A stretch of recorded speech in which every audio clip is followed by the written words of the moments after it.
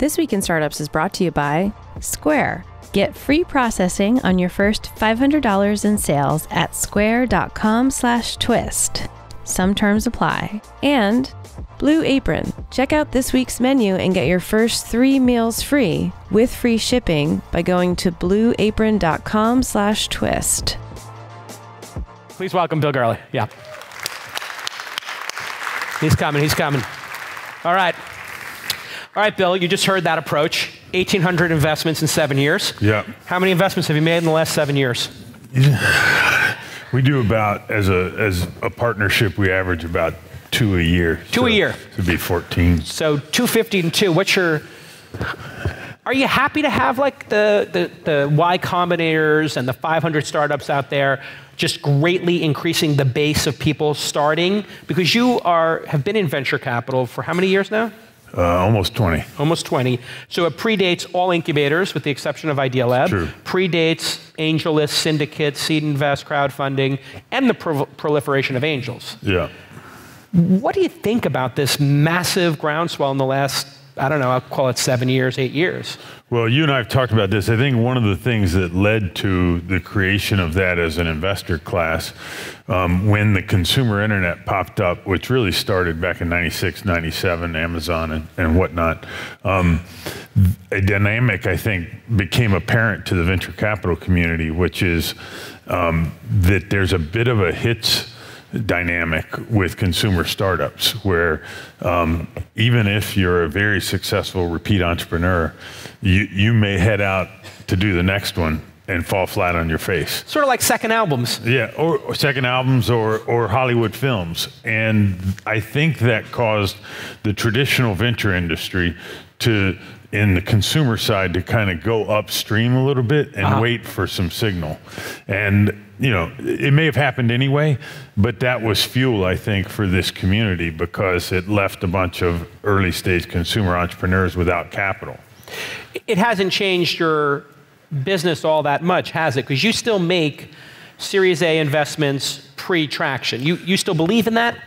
We do, and there's a huge dichotomy that's developed, I would say, between consumer and enterprise. I think backing repeat entrepreneurs in the enterprise space is near risk-free.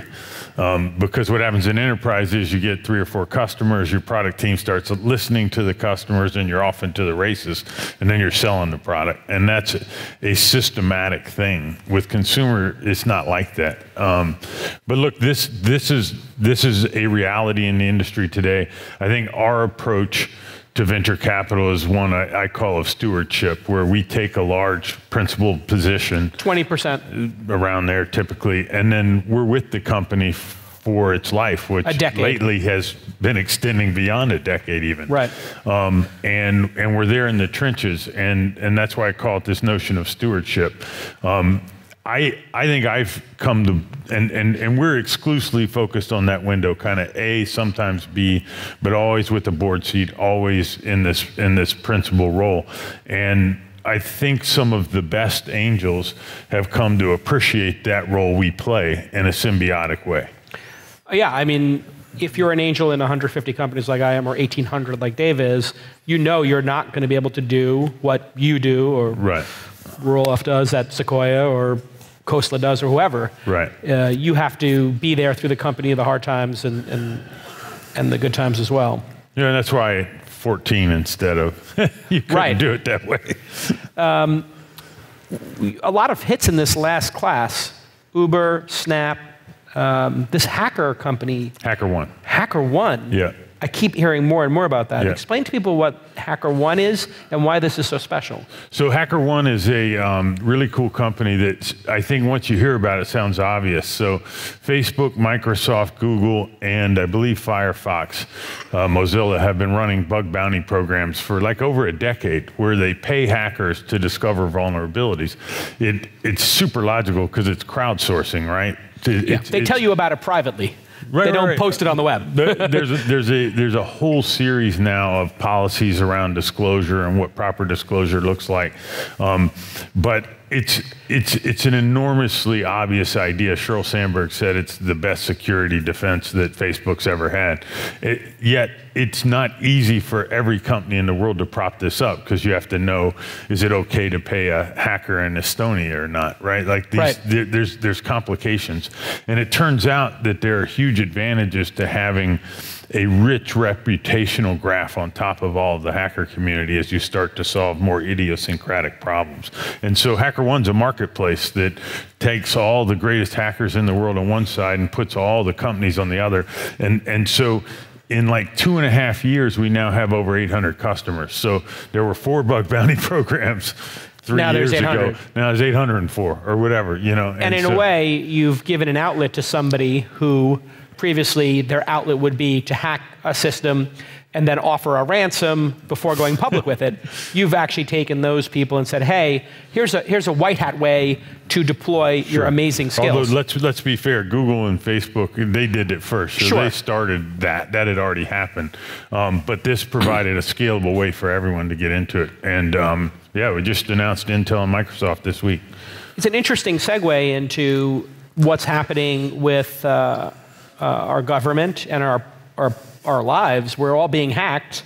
Have you been hacked? Like, because I know that a lot of these Gmail accounts got hacked. I know Google executives, and probably, but not that I'm aware. Not that you're aware of. Yeah, I think that's probably everybody in the audience has been hacked and unaware of it. What do you think about what's happened in the election and the hacking claims and Russia's involvement? I'm just curious. I mean, I don't mean to get political, but on a technical basis, it does seem like a foreign government has interfered. It's pretty frightening from any perspective. I'm good friends with Michael Litton, the CEO of Sony Music, where they had their entire email server put out, you know, for everyone to see. And I think by Kim Jong-un, any company, you know, under the sun wouldn't want that, right? Like every email. You got dragged up in that because he was on the board of Snapchat. Yeah, I didn't, but my partner Mitch Lasky and he were sending emails. So yes. Yeah, so it's pretty scary. I do think that this HackerOne approach, or this bug bounty approach, is interesting because it's the first real offensive approach. Most of the companies in security are defensive, so you're just piling up, building walls, you know, and hoping to stop everybody. And this is a little more leveraged, or I'd say a lot more leveraged, actually. But it's, you know, I don't have anything particularly interesting to say. You know, Scott McNealy famously said, you know, there is no privacy, get over it. That's your privacy is an illusion. That's pretty scary. Hey everybody, I want to tell you about a product and service that I love, that I use as a customer, and that my wife used actually for her small business. It's Square. You know Square. They do credit card processing for businesses of all sizes, and it's a beautifully designed, gorgeous experience. You've used it as a customer where you sign with your finger and you put your nice tip amount in, you get a great receipt. It's gorgeous hardware. It's very reliable, super easy to use, very powerful, and the payments, you can take them anywhere. Like personal trainers I've seen use it that I work with, slide your credit card. Any business size will love it. And there's no hidden fees. You just pay for one simple rate, and it's a sign-up process that takes minutes, probably under a minute. They accept every major credit card, and you pay only for what you use. They'll also deposit your money fast, and this is critical for small and medium-sized businesses. Hey, even some big businesses. You don't want to be having to wait for your money, and they will deposit it fast every time, even instantly if you really need that. And they can protect you with a $250 a month in free chargeback protection. They have top-level security and amazing customer support. All that's free of charge. Why? Because they want their partners to succeed. If you succeed, they succeed. And here is an amazing offer. I can't believe how great this offer is. You can sign up now for free processing on your first $500 in sales at square.com/twist. Square.com/twist, TWIST. Hey, beautiful product, amazing service, great support. It's gorgeous. It's easy. You'll sign up quick. Go ahead and go to square.com/twist. Some terms do apply. Square.com/twist. Welcome to the program, Square. Okay, let's get back to this amazing episode. You believe in strong encryption and the ability for citizens to have it? We sit in America in the most litigious country of the G20, I would argue, and I think it's one of the least appealing parts of the United States is how much our government has reinforced the notion of litigiousness, and hopefully no one here has ever been in a situation where every email they have ever written is torn over by someone coming after you, but it's very easy to put things out of context. Sure. And put you in a position that's completely unfair from what was going on. And so I think the rise of the amount of data that's out there, combined with that society that promotes litigious behavior, is really scary. So I would support strong encryption because of that. Current administration may feel differently. I understand. Yeah. This isn't my area of expertise. Yeah, we're dancing around it. Tell me about the Snap investment, or Snapchat, parent company Snap. Obviously, an incredible IPO, pretty fully valued as a company. But I would say that's a big debate. But I think the more interesting discussion is just how unique this Evan Spiegel is. Tell me about him and the investment. Yeah, so when we first stumbled upon the opportunity years ago, there was a lot of noise, and they even wrote this in the S1. There was a lot of noise that suggested the company was all about sexting, and that was the only reason that because of the ephemeral messaging app that scared the bejesus out of parents. And we spent more time with Evan. He had a very passionate view that social media, as it was defined prior to that moment, was intrusive, and maybe it goes back to what we were talking about. And we started talking to some of the kids that were using it, and this very prescient 14-year-old told us, Facebook to us is like LinkedIn to you. And the argument being... And you shivered. Yeah, but it's like, it's permanent. It's out there. We're not comfortable expressing ourselves there. And that was completely and 100% congruent with what Evan's passionate view was, which is that people wanted to share in a way where they felt safer. Right. I think it's interesting. I think a lot of everyone's, whether it's people or companies, your greatest strength is your greatest weakness. And one of Facebook's greatest strength was this growth hacking concept. And what growth hacking did was cause them to push the boundary of sharing, right? And I bet most people in this room have no idea where the actual boundary of who sees your Facebook post is or not. Well, they changed the rules 3 or 4 times, and they didn't inform people and received a 20-year audit, $20 million fine from the government. But people don't know. Like, you can't. People still don't know. They just don't know. I mean, there's a place you can go and set it and whatnot, but Have you seen that page? I have. It literally looks like mission control for the Mars mission. But look, when you push the edge of viral loops, you're going to create that situation. And like I said, strengths are weaknesses, and so the opportunity came up. Evan also, as we've watched him evolve, really was the first one to exploit AR, augmented reality, with the geofilters and whatnot. And those features were in the phone for like 2 or 3 years. And all of the king's horses and all the king's men, and all the greatest companies and in all the startups, no one did it. Like Evan did it first, right? Which is pretty genius. And so now we're in a situation you've talked about a lot where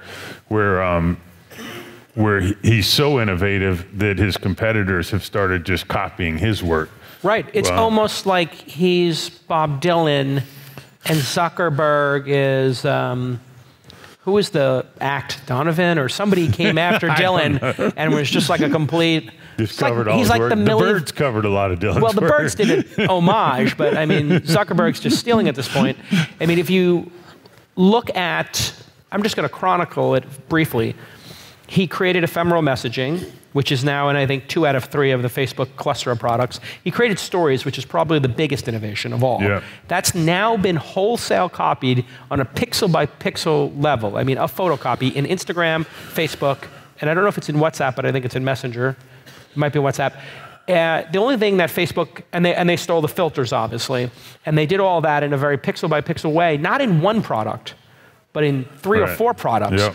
What happens to a startup that is under assault with every feature being copied? And even Zuckerberg wrote his own poke to try to, people forget that's failure. But look, now he's being successful with it. This isn't the first time it's been done. I mean, Microsoft, I think, was famous, and if you live through the browser wars, you know, IE versus Netscape, it was a very similar situation. How does this end? Is it an Apple ending where Evan can fight off, you know, Bill Gates? Right. I don't know. In this, like Steve Jobs did? TBD. He's going to have to keep innovating. Yeah, absolutely. Do you think that that stuff is actionable when people steal that level? I don't know. I don't know enough about copyright law. And it just felt to me like the lawsuit was going to come at some point. I haven't been privy to any conversation like that. How did you get your first job in venture capital? We've known each other for a long time now. I don't actually know. Yeah, it's a long story. I was a engineer, comp sci undergrad. Where? University of Florida. And then I went to Compaq, which was this famous PC company that no one knows the name of anymore, in Houston. And after about 3 years, I got kind of bored, and I went to business school. And part of it was also because I learned that the managers had options and the engineers didn't back then. Right. The engineers were just like, figure that out. It was like the typing pool. Yeah, exactly. Yeah. So I went to business school, thought about getting into venture, then was shut down. I made some calls and whatnot, and became fascinated. Who shut you down? Well, you know, why would anyone take my call? I was just a business school kid that had done engineering for 2.5 years. Who did you apply to? I went and talked to like Austin Ventures and whatnot because I was in Austin. Got it. And they just said, go get a lot of work experience. They said 20 years actually, which I thought was ironic, but, or I think it's ironic today. But anyway, I fell in love. I started trading stocks and I started reading a lot of financial press. And there was this amazing team at Goldman Sachs that was covering the tech industry. And so I knocked on doors and got meetings with them. And I knocked on some other doors. As a day trader? No, I was trading, but I wasn't day trading. I had read Peter Lynch, so I was in that mindset. Gotcha. But I knocked on doors until I got a job as an equity research analyst, and had amazing luck really in that world, and was successful quite quickly. And one day got a call from Frank Quattrone, who said, you know, I'm leaving Morgan Stanley, we're building a new team. And I said, I don't really want to be a sell-side analyst forever. And he said, what do you want to be? I said, I want to be a venture capitalist. He said, I'll move you out here. You work for me for a couple of years and I'll introduce you to every VC that I know. Really? True story. True story? Yeah. Wow. So you work for Frank Quattrone? For 13 months. For 13, so the couple of years turned into a year. One of the amazing things of that moment in time was we did lead the Amazon IPO. Wow. Yeah, in that 13-month window. What was the footprint of Amazon when you guys led the IPO? How many employees, revenue, just ballpark stuff? That's in the S1, so you'd have to go back. But just tell me, give me a little color on Bezos at that time. It was fairly early because I think it was a single warehouse, because Scott Cook and I did a presentation about why the employees should not watch the stock price every day at Jeff's request. And so I don't know, several hundred. I mean, it wasn't that big. It was still considered a bookstore, in fact. Yes, yeah. We talked about in my first initiation report. We talked about other categories, but most of the TAM calculus was done around media, not around what they're doing today. Hey everybody, I want to tell you about a great product which you've probably heard about, but maybe you haven't tried yet, and I have tried it and I love it. It has become a big hit in my household with my 7-year-old daughter. It's called BlueApron.com. My wife loves it too. Go to BlueApron.com/twist and you'll get your first 3 meals free with free shipping. It is an incredible experience. You get a box. It's obviously refrigerated, and all the ingredients and a beautiful menu card and a recipe card of how to make the product. So I've always wanted to make pizza at home. I've never done it. I mean, I made English muffin pizzas. You know, this is what we call Irish pizza when you're growing up in Brooklyn. But they sent a beautiful pizza dough and beautiful sauce and cheese and everything, all perfectly portion sized and an easy to follow recipe. Then The other thing I've always wanted to learn how to cook is General Tso's chicken. That was one of my favorites when I was in New York and I was living on the West Side in Hell's Kitchen. I'd walk home from the Garden after watching the Knicks win a playoff game. I get General Tso's chicken. I never knew how to make it. They give you all the ingredients, a little cornstarch, so all these little syrups, and you, like a little professional chef, everything just goes smoothly. It is an incredible experience. It's also affordable. You get a ton of variety. It's super flexible. You get the deliveries when you want. And it really, I was just amazed by the quality of the bok choy, of the chicken. Everything was the highest quality. And it saves you not only from going to the supermarket, not only from getting a recipe, but also the portion sizes and how to put this all together. It makes cooking delightful again, and they are in partnership with 150 local U.S. farms, fisheries, ranchers, and they, so I'm a big seafood fan, and we love going to the Monterey Bay Aquarium. And when I went there last time, they had this beautiful card that told you which fishes you should order, which are sustainable, but it's very hard to actually get that certified. People lie when they sell you fish. You don't know what you're getting. You don't know if it's actually sustainable or not. And even some of the stuff that's farm raised is actually not good for the environment. Well, you know what? Blue Apron takes all that away. They do all of that important work for your family. And it's very important to our family that we order sustainable stuff and we don't take stuff from the ocean that's not sustainable. It's a big movement amongst considered people. So the fact that they use the Monterey Bay Aquarium Seafood Watch list to me and their standards is very impressive. Prep is, 30 minutes, 40 minutes. It's super, we did it faster in some cases, but we're fast cooks. It tastes great. It's easy. It's a better way to cook. It is a better way to cook. And also delicious. I made this beautiful Sicilian pizza and my daughter ate it all. It was one of those great experiences where she was looking in the oven, counting the minutes. So blueapron.com/twist, blueapron.com/twist, TWIST, and you'll get your first 3 meals free with free shipping. It is amazing. All right, let's get back to this amazing program. Is he going to wind up being the best entrepreneur of our lifetime, Bezos? Seems like it. I think post-Jobs, most people I know would say that. And if you look at, you have to look at not only the combination of the execution of core Amazon, but then the launch of AWS, which is pure genius and should have been launched by 40 other companies. Yeah. IBM, whoever, the world should have thought of that. It's remarkable. The e-commerce bookstore created the technology platform of the entire internet. And he's probably, I would say of all the people I know, he's certainly the most strategic thinker I've ever met. And yeah, if you have a chance and you haven't seen it, the interview he did at Code a year and a half ago or something that's on the web, it's 1 hour and 20 minutes, spectacular. You have to watch every minute. And tell me about your first couple of investments as a venture capitalist. Do you remember the first one? I remember the first one. You always remember your first one. It's ironic because it was 99 or so, and I was literally thinking about SaaS really early, and I wrote a blog post about why I thought all software would move to the cloud. And these 2 entrepreneurs that were at Williams College reached out to me, and they were building an HR platform. And this company was called Employees. And it was, 15 years before Workday and 7 years before Salesforce. And we ended up selling it to ADP for $150 million or so. So it was a success. But when you look at those 2 outcomes, right, clearly we got something wrong on a relative basis. And I think the takeaway for a group like this is, had we targeted sales instead of HR, it would have been a wildly different outcome, as Mark did. And the sales executive has a green light on any purchase in a company. The HR executive does not.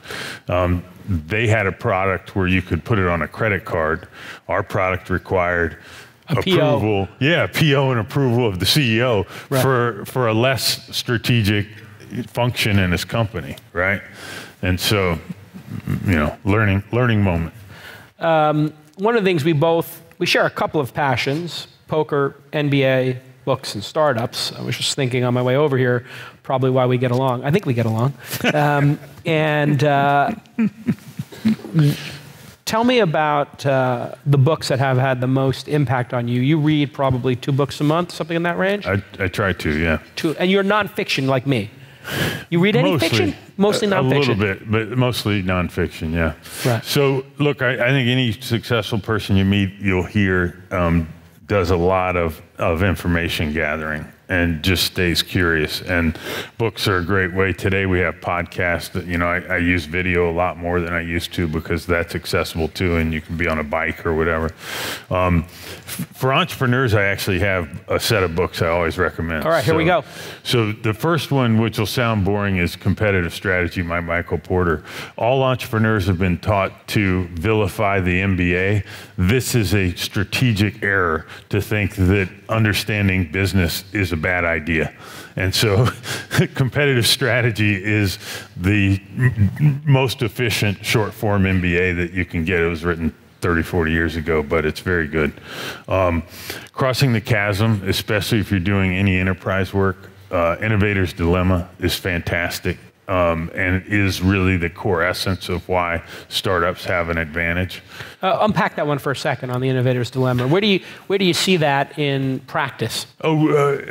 Products that are able to be disruptive get over-designed. They get over-feature-rich, they get complex, they get heavy.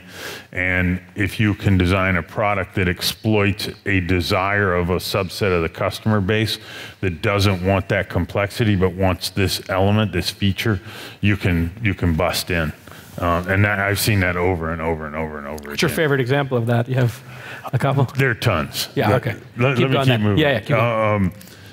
There's a book by Jerry Kaplan called Startup, which is about a massive failure in the Silicon Valley that had all the best investors, all the best executives. Which startup? It was GoCorp. It was the first pad, before its time. And it's just spectacular because on the way home from work every day, he had a tape recorder and he left himself notes. So it's remarkably detailed. But we spend so much time analyzing success, and sometimes it's just good to read how hard it can be and why it can be so hard. And so that one's a real world account that I love. And then more recently, you and I have talked about this. Phil Knight's new book, Shoe Dog, is just fantastic. From the 60s to the 70s to the 80s. It's unbelievable. Flights to Japan, double crossing, sales, everything. It just shows how much grit matters, how much you got to just leave it out there on the field, how tough it is even for the successful companies. And it's, you shouldn't head into entrepreneurism thinking it's a hayride. Like, it's hard. It's very hard. You and I are co-investors in Uber. Well, we can't get into all the details that they're working through right now, but I know behind the scenes you've been working hard. You're a board member there, and I'm an angel, and we think that there's going to be, some good resolution there. But I want to talk to you about disruption in general and founders in general. We've seen the aggressive founder and the people who are willing to maybe reinterpret some regulations and maybe fight for change. Disruption is kind of an overused word, but really be hard driving. When does too much grit cause a problem, and what's your advice for young founders as to figuring out when they're in the Theranos disaster, which kind of feels like a fraud at this point with multiple shareholder lawsuits and everything. And then you have the sort of peeling back a little bit, Zenefits, maybe bad behavior, or Airbnb and Uber's reinterpreting local laws that are 100 years old. And then people who maybe just fail because they never take any bold steps. Yeah. I'm sure you've given this a lot of thought. Yeah, it's hard, one of the traits that you will see in successful entrepreneur is an incredible storyteller. And I've even written a blog post on this notion, like storytelling, if you want to recruit, if you want to close partnerships, if you want to raise money, like all these things require the ability to sell people on your idea. Your vision. That same type of salesmanship gone too far can get you into trouble. And so if you start fooling yourself. Well, in the Theranos case, that seems the case. Yeah. Some people are capable of self-delusion. Right. and it's a powerful tool, but it can go awry. And I think at the end of the day, you have to, hold yourself accountable for knowing what's real, what's true, and not crossing that line. Let's talk about the NBA is starting in. By the way, on the regulatory side, sure. One thing that's important to think about is I have a very strong belief that democracy and capitalism will kill each other if you give them enough time. And they're separate things. They're separate things. People confuse America with being, like they think capitalism and democracy are the same thing, but China is capitalism without democracy. Like they're two separate things. Right. And what happens is capitalism and democracy evolve over time, especially in the US federal system. The most regulated industries become the ones that are least capitalistic. And so finance, telecom, healthcare are completely, there's this notion of regulatory capture. It's like if you understood how the healthcare system works, it's not a capitalist thing at all. No, it's the opposite, because you have you've talked about this and you've written about it many times, you have no buyers. There's no buyers. There's no buyers, so the buyers cannot distinguish. In fact, the costs, the buyers and the consumers don't actually know the costs. That's right. They don't. And so anyway, it's so messed up. But anyway, so incumbents write the regulation. I don't think people realize this. If they're striking a new federal law, like the lobbyists from the companies being regulated are on M Street talking to the congressman about what to put into the bill. Like that's in some cases writing it. Yeah, in some cases writing it. So regulation protects the incumbent. It makes it very hard for an entrepreneur to break in. And some of the stuff like Uber saw in Miami, there was a rule that, like, there were in several governments, they had written rules that you couldn't have a car show up within a 2-hour window of when it was ordered. Right. By law. By law. And then there was this notion of return to garage, where after you dropped someone off, you couldn't pick up another passenger unless you drove back home to your garage. Sounds good for traffic and the environment. That's a law. Those were laws. Who do you think wrote those laws? Exactly. And also, Tesla couldn't have in certain places. Oh, the dealership thing. A dealership. That's ridiculous. Why is that a law? That you have to have a deal. Can't sell a car direct. Yeah, right. It's nuts. It's nuts. It's absolute nuts. And yeah, some of that needs to change. So you have to fight that fight. I think so, if you want to disrupt in those worlds, yeah. The most disruptive... I would love to see, everybody keeps talking about other uses of blockchain.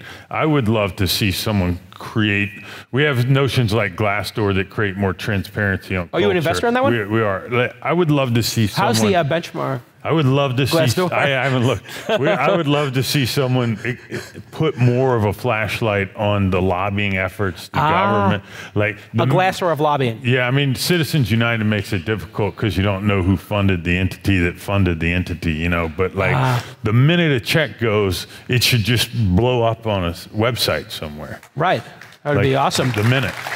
Yeah.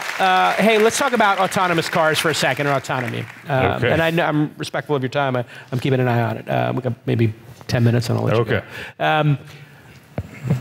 In what year do you think the majority of rides in a city will be completely level 4 or 5 autonomous, no steering wheel in the car? So in what year? What country? In a major American city, will the majority of rides... 25 plus years. 25 plus years. Especially in America. Because of the litigious thing that I brought up. Got it. I mean, look what happened with the one Tesla driver already. We have created a society where, you can sue anybody for anything, and these contingency lawyers that are out there, can take 30, 40, 50% of the recovery. That's gonna happen first in Singapore or China, where you have, and most likely China, I would say, for a couple reasons. One, you have a single-minded government that can make decisions implicitly. You have a much higher death rate per mile driven. So of the 1 million or so deaths per year in automobiles, India and China have way more than their per mile, like by 10x. And so you have more of an incentive. You have less ability. There's zero chance China can evolve the way America did in terms of cars per household. Zero chance. It's impossible. It's impossible. There's About nowhere 4 to put billion them. people, There's yeah. no roads. There's no it Yeah. won't happen. And so and there's you don't have the litigious issue. So it's just much more likely to happen there. Much more likely. So you are. And by the way, the other reason I think it's so far off, for a couple things. First, for the next 5 years, you're going to see singular homogeneous vehicles in a ring fence area. Because that reduces the complexity by 100x, Sure. right? Here's a grid system. All the cars Yeah. are the same, and the grid's known, and there's no outside influence. Right. So this Disneyland-like thing, you're gonna see 100 press releases about some company having a successful win in that kind of limited window before you start seeing things that are broader. Could be an island somewhere like. And then the other thing is the part that we haven't figured out yet, the last 3%, which is snow, rain, all the really, really hard stuff. It's really, really hard. So the hard, they left, it's like this in hardness. Yeah. You understand? They did all the easy stuff first. Staying in the lane, adaptive cruise control, Right. changing lanes on a highway. I have you. Do you have the self-drive? By the way, night's another thing, Nighttime. Yeah. Yeah, slightly more complex. Deer. Well, with the Tesla now, if it snows and it can't see the lanes, there's no self-driving. Right, it turns So the off. idea would be. But then how do you get to work? You asked the question as You asked the question as there's no steering wheel in the car. So that level's not there to that point. Yeah. So in inclement weather, we would just have all the cars pull over and you wouldn't be able to travel. Yeah. Sounds feasible. Hey, you write an awful lot. I'm sorry. When you write a lot of words, and they're brilliant, and it really seems to me that your natural position might not be center or venture capitalist, but I think your natural position might be author. You think so? You ever consider what jobs, if you had to rank your jobs, author, GM of a basketball team, owner of a basketball team, something like that, coach, whatever. If you weren't a venture capitalist, where would you find the most joy and pleasure? I don't know. I do really enjoy writing. It's you can tell, yeah. I don't think it has the financial returns that a venture You might be capitalist- post-financial return at this point, so I'm sort of curious if you think about it for a second. I could see much later in life doing more writing. I see that as a possibility. Write a book, maybe? Maybe. Be an author? Maybe. All right. Before I let you go, we're going to talk about the NBA briefly. Okay. You, based on your Twitter feed, are a big fan, Yeah. big student of the game. Yeah. What do you think about how the game progressed in this sort of Rockets, Moneyball of basketball in the last 5 years? Are you a fan of it? I have a strong view on this. Yes. I'm not sure why I'm allowed to talk about it, but I actually think the sabermetrics have improved the game of professional basketball. Sabermetrics. Yeah, the analytical approach that Daryl Morey is doing at Houston, but others are too. And you can read it; it's happening all over. But it caused the game to spread out. It created way more teamwork and passing, ball movement, and the elegant. I mean, we were so lucky here because the perfect display of it is the Golden State Warriors. But the elegance of the game, I think, has gone up 10x. I mean, I can remember when I was young, people that wouldn't watch the NBA because they thought no one played defense, and that and God forbid those days when Charles Barkley at Houston was just backing people down. Yeah. I mean, what an ugly notion of 10 seconds of backing people in, a foul, and a fight. So it's just, I think it's amazing. I just think it's amazing what's happened to the game in the past 5 years. You're starting a team now. No, you can't pick Steph and you can't pick LeBron. Who's your 5? Jeez. Because you got to go. That's not a thing. I just take the next 5 in the All-Star game. Then who's your favorite player now to watch then, after those two? Durant, for sure. Durant. Yeah. Just amazing, right? Yeah. All right, ladies and gentlemen, Bill Gurley.